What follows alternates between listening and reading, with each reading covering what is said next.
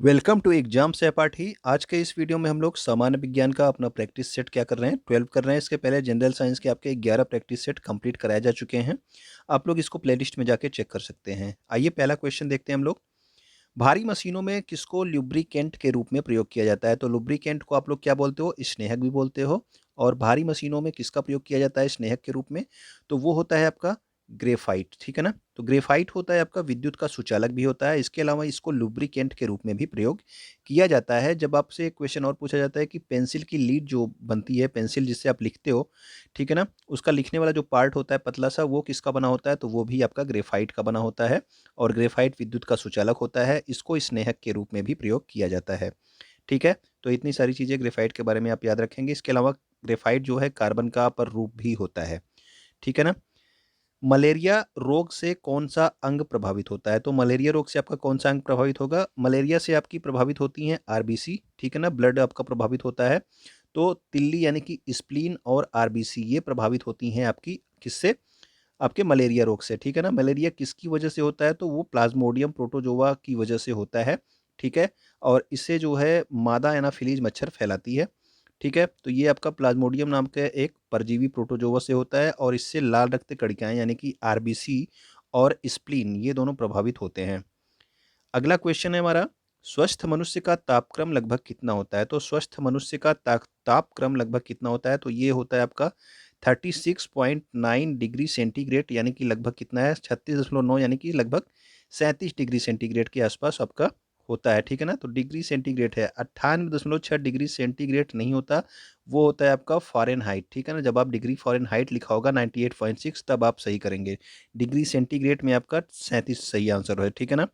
तो इसको आप ध्यान से देख लेंगे, यहाँ पे जो नीचे आपको दिया गया है, इन तीनों में से आपको कोई भी चीज़ ऑप्शन में मिल सकता है स्वस्थ मनुष्य के शरीर के तापमान के आंसर के रूप में। 36.9 डिग्री सेंटीग्रेड यानी कि 37 डिग्री सेंटीग्रेड, या फिर 98.6 डिग्री फ़ारेनहाइट। ठीक है ना? ये जो है तापक्रम का जो आपका पैमाना है ये इंपॉर्टेंट है। या तो आपको लिखा हुआ मिल जाएगा 310 केल्विन, 310 केल्विन। ठीक है ना? तो केल्विन में क्यों? 37 डिग्री सेंटीग्रेड और आपका 273 केल्विन होता है। ठीक है ना? तो ये आपका 0 डिग्री सेंटीग्रेड बराबर 273 केल्विन होता है। तो इसीलिए आपका 37 इसमें जोड़ दोगे तो आपका कितना हो जाएगा? मनुष्य के शरीर का तापमान 310 केल्विन भी हो सकता है।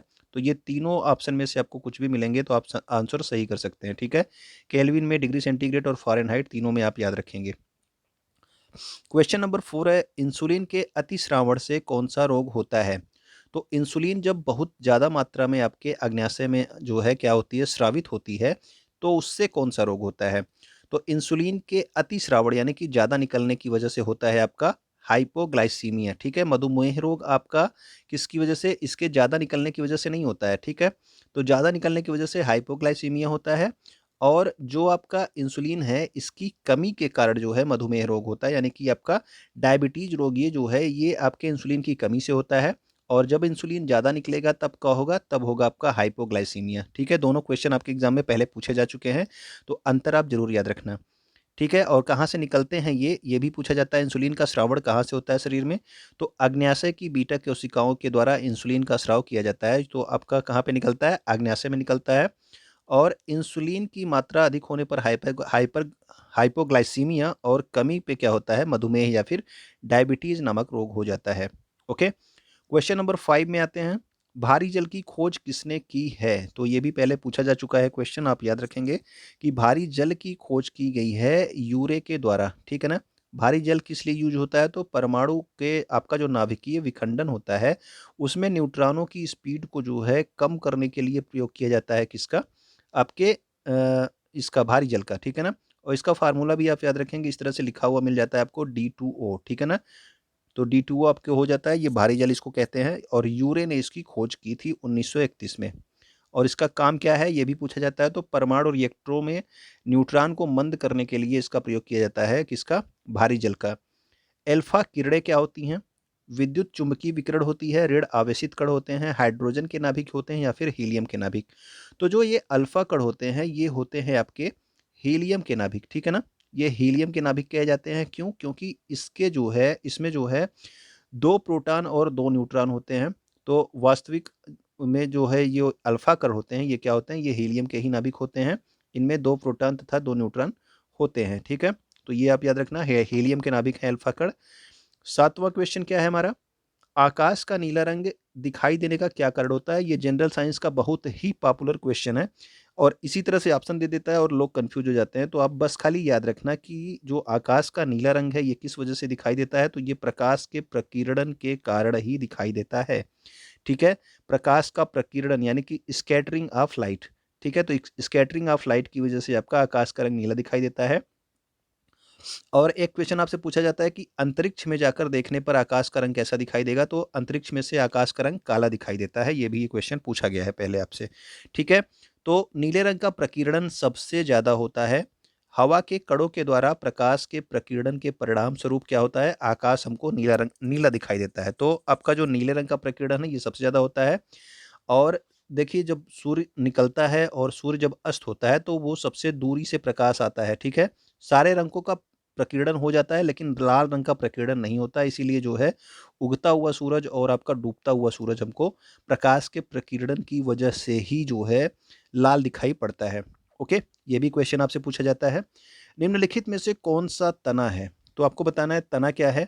सलजम है, अदरक है, गाजर है या फिर शकरकंद है। तो सलजम जो है ये आपका तना नहीं है, जड़ है। गाजर भी आपका तना नहीं है, शकरकंद भी आपका तना नहीं है। आपका जो तना है वो है आपका अदरक। ठीक है ना, तना यानी कि स्टेम है आपका। कौन है इसमें से, इन सही चार ऑप्शंस में से आपका अदरक जो है एक तना है।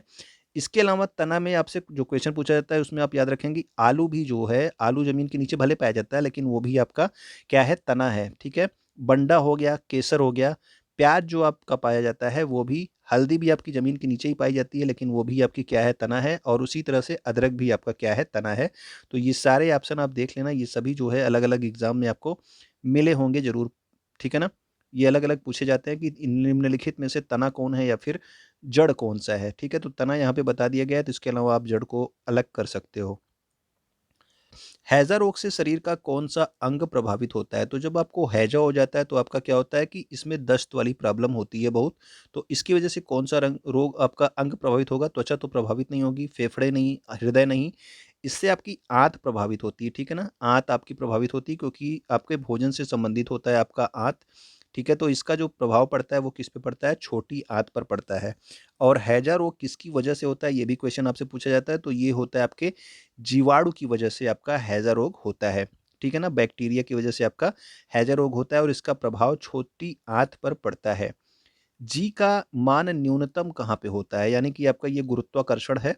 ठीक है ना, तो इसका मान जो है कहाँ पे न्यूनतम कहाँ पे होगा, विषुवत रेखा पर, उत्तरी ध्रुव पर, दक्षिणी ध्रुव पर, या फिर इनमें से कोई नहीं।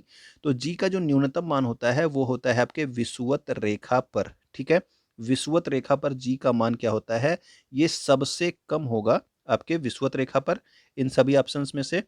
ठीक है, तो और ध्रुवों पर क्या होता है, ध्रुवों पर गुरुत्वाकर्षण का मान सबसे अधिक होता है, ये भी आप ध्यान रखेंगे। ठीक है, तो ध्रुवों पर सबसे अधिक और विषुवत रेखा पर सबसे कम। ओके, ध्रुवों पर आपके सबसे अधिक। अगला क्वेश्चन देखते हैं हम लोग। क्वेश्चन नंबर 11 है हमारा, रक्त में किसकी अधिकता से ब्लू बेबी सिंड्रोम नामक बीमारी होती है। ठीक है, तो रक्त में किसकी अधिकता से ब्लू बेबी सिंड्रोम नामक बीमारी होती है, तो ये भी याद रखना कि ये अधिकता की वजह से होती है, ये कमी की वजह से नहीं होती। ब्लू बेबी सिंड्रोम रोग आपके नाइट्रेट की अधिकता की वजह से होती है। ओके, तो नाइट्रेट जब आपके जल जल में जो है अधिक हो जाता है तो इससे क्या होता है, ब्लू बेबी सिंड्रोम बच्चों में हो जाता है।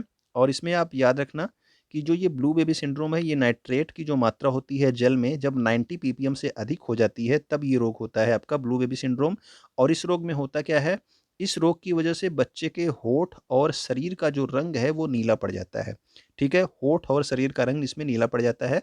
तो ब्लू बेबी सिंड्रोम आपके रक्त में आयरन की जो है, नाइट्रेट की अधिकता की वजह से होती है, आयरन नहीं नाइट्रेट। ओके, क्वेश्चन नंबर 12 है हमारा, सामान्य वायुमंडलीय दाब होता है, तो सामान्य वायुमंडलीय दाब आपसे पूछा जाता है। वायुमंडलीय दाब को आप लोग किससे मापते हो, ये आप कमेंट करके बताना कि वायुमंडलीय दाब को किससे मापा जाता है। ओके, और इसका जो है वायुमंडलीय दाब होता कितना है, 760 सेमी पारा स्तंभ, 760 मिलीमीटर पारा स्तंभ, या फिर इतने डाइन सेंटीमीटर स्क्वायर, या फिर इतना जो है न्यूटन प्रति मीटर स्क्वायर। तो ये जो आपका होता है ये मिलीमीटर पारा स्तंभ होता है, 760 मिलीमीटर पारा स्तंभ इसका जो सही आंसर है। आप लोग कमेंट करके बताना कि वायुमंडलीय दाब को किससे मापते हैं। ओके, ये जो है आप याद रखना, ये क्वेश्चन आपसे पूछा जाता है कि 760 मिलीमीटर पारास्तंभ कितना इसका वायुमंडलीय दाब का जो है ये मान जो है आपका होता है, सामान्य वायुमंडलीय दाब आपका कितना होता है। नेक्स्ट क्वेश्चन है क्वेश्चन नंबर 13। मलेरिया की दवा कुनैन किस वृक्ष से प्राप्त की जाती है? तो ये वृक्ष की नाम पूछी जाए तो मलेरिया की दवा का नाम क्या है, ये भी आपसे पूछा जाता है। तो मलेरिया का दवा का नाम तो वैसे कुनैन है, ठीक है। और इसका जो इसको को है किस वृक्ष से प्राप्त किया जाता है, तो इसको प्राप्त किया जाता है सिनकोना के वृक्ष से, ठीक है ना। सिनकोना के वृक्ष से प्राप्त किया जाता है। इसके अलावा जो है आपसे आगे ये भी क्वेश्चन पूछा जा सकता है कि जो सिनकोना वृक्ष है इसकी छाल से प्राप्त करते हैं इसको, और ये वृक्ष किस जो है महाद्वीप में पाया जाता है, तो ये दक्षिणी अमेरिका महाद्वीप में पाया जाता है, ठीक है। सिनकोना जो है आपका जो वृक्ष है ये दक्षिणी अमेरिका में पाया जाता है, और इसकी छाल से जो है मलेरिया की दवा को तैयार किया जाता है, जिसका नाम क्या है, कुनैन। ओके, अगला क्वेश्चन देखते हैं। वह ताप जिस पर कोई ठोस वस्तु अपनी ठोस अवस्था से द्रव अवस्था में परिवर्तित हो जाए, यानी कि कोई ठोस वस्तु है वो आपकी गल करके द्रव अवस्था में परिवर्तित हो जाए, ठीक है। गल करके द्रव अवस्था में परिवर्तित हो जाए तो ये आपका क्या होगा, तो ये होता है आपका गलनांक, ठीक है ना। गलनांक जो है होता है, इस पे जो है कोई भी वस्तु जो है गल जाती है, ठीक है। कोई ठोस वस्तु गल के आपके द्रव अवस्था में बदल जाएगी। तो निश्चित ताप पर ठोस का द्रव में बदलना गलन कहलाता है, और जो वो ताप होता है जिस ताप पर वो गर्म होके जो है जल में बदलना स्टार्ट हो जाती है उसको जो है ठोस का गलनांक कहते हैं। ओके, क्वेश्चन नंबर 15 हम लोग देखते हैं हम लोग।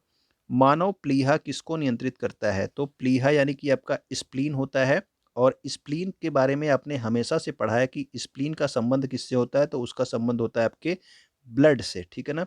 ब्लड से संबंधित होता है, तो ये आपका मानव प्लीहा यानी कि स्प्लीन जो है ये रक्त के आयतन को जो है नियंत्रित करता है कि कितना रक्त आपके शरीर में रहेगा, ठीक है।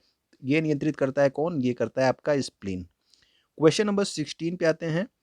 कितने माप से अधिक ध्वनि को शोर का नाम दिया जाता है? तो कितने माप से अधिक ध्वनि को शोर का नाम दिया जाता है, ये भी आपसे कई एग्जाम में पूछा जा चुका है कि कितनी तीव्रता से अधिक की ध्वनि क्या कहलाती है, आपकी शोर कहलाती है। तो याद रखना आपका 80 डेसिबल से अधिक जो है आपकी ध्वनि अगर आपको सुनाई दे रही है तो उसको क्या कहोगे आप, शोर बोलोगे, ठीक है ना।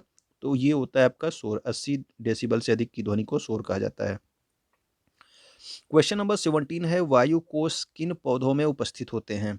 तो वायु कोष जो है ये होते हैं आपके जलोद्भिद में, मरुद्भिद में, समोद्भिद में, या फिर अधिपाद में। तो वायु कोष जो है ये जलीय पौधों में उपस्थित होते हैं, जो कि आपके क्या कहे जाते हैं, जलोद्भिद पौधे कहे जाते हैं। हाइड्रोफाइट इनको बोला जाता है। इनमें क्या होता है, आपके वायु कोष उपस्थित होते हैं। क्वेश्चन नंबर 18 है। एक पौधे की पत्ती में किस प्रकार की कोशिकाओं में क्लोरोफिल रहता है? ठीक है, एक पौधे की पत्ती जो होती है इसमें किस प्रकार की कोशिकाएं हैं जिनमें क्या होता है, क्लोरोफिल होता है। तो वो होती हैं आपकी पैरेनकाइमा, क्लोरेनकाइमा, स्क्लेरेनकाइमा या फिर जाइलम। तो इसमें जो सही आंसर हो गया वो हो गया आपका पैरेनकाइमा। तो जो पैरेनकाइमा कोशिकाएं होती हैं पौधों की, इनकी जो है इसमें क्या होता है, इसी में आपका क्लोरोफिल रहता है, और जो कि किसके लिए इंपॉर्टेंट है, आपके प्रकाश संश्लेषण की क्रिया के लिए, ठीक है। तो पौधे की पत्ती में जो पैरेनकाइमा प्रकार की कोशिकाएं हैं इसी में क्या पाया जाता है, आपका क्लोरोफिल पाया जाता है।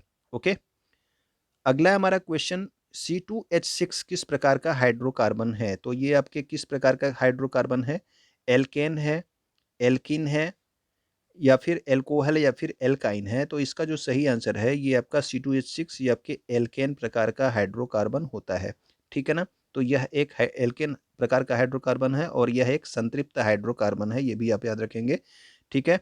तो एल्केन हाइड्रोकार्बन किस प्रकार के हाइड्रोकार्बन है, ये संतृप्त हाइड्रोकार्बन होते हैं। क्वेश्चन नंबर 20 आते हैं। नींबू निचोड़ने की मशीन किस प्रकार का उत्तोलक होती है? प्रथम श्रेणी का उत्तोलक है, द्वितीय श्रेणी का उत्तोलक है, तृतीय श्रेणी का उत्तोलक है, या फिर इनमें से कोई नहीं। तो जो नींबू निचोड़ने की मशीन होता है, आप देखते हो यहाँ पे जोड़ होता है, और उसके बाद जो है यहाँ पे आपका नींबू रखने वाला सिस्टम होता है, ठीक। तो उस ऊपर से आप लोग क्या करते हो, फिर उसके बाद यहाँ पे दबाने वाला सिस्टम होता है। आप यहाँ से दबाते हो नींबू रख के, तो यहाँ से रस आपका निकलता है, और यहाँ पे भी आपका एक जोड़ होता है, ठीक है ना। तो ये क्या होता है, ये होता है आपका द्वितीय श्रेणी का उत्तोलक होता है, ठीक है। तो नींबू निचोड़ने की जो मशीन है ये आपकी द्वितीय श्रेणी का उत्तोलक है, और इस प्रकार के उत्तोलकों में क्या होता है, जो आलंब होता है वो आपका इस प्रकार के उत्तोलकों में आलंब और आयाम के बीच में भार होता है, यानी कि जब आपका बीच में भार होगा, ठीक है, जहाँ पे आपका यहाँ पे आप नींबू रख रहे हो और इधर से आप दबा रहे हो, ठीक है ना। तो आपका बीच में यहाँ पे भार होता है, तो ये आपका किस प्रकार का उत्तोलक होता है? ये आपका द्वितीय श्रेणी का उत्तोलक होता है। ओके, तो उम्मीद करता हूँ कि आपको चीज़ें अच्छी लगी होंगी। अगर आपको वीडियो पसंद आया हो तो आप क्या करेंगे, वीडियो को लाइक ज़रूर कर दिया कीजिए और कमेंट करके आप हमें बता दिया कीजिए कि आपको चीज़ें अच्छी लगी या नहीं। ओके, और वीडियो को आप क्या करेंगे, अपने दोस्तों तक शेयर कर देंगे जो भी आपकी एग्ज़ाम की तैयारी कर रहे हों। वीडियो देखने के लिए आपका बहुत बहुत धन्यवाद।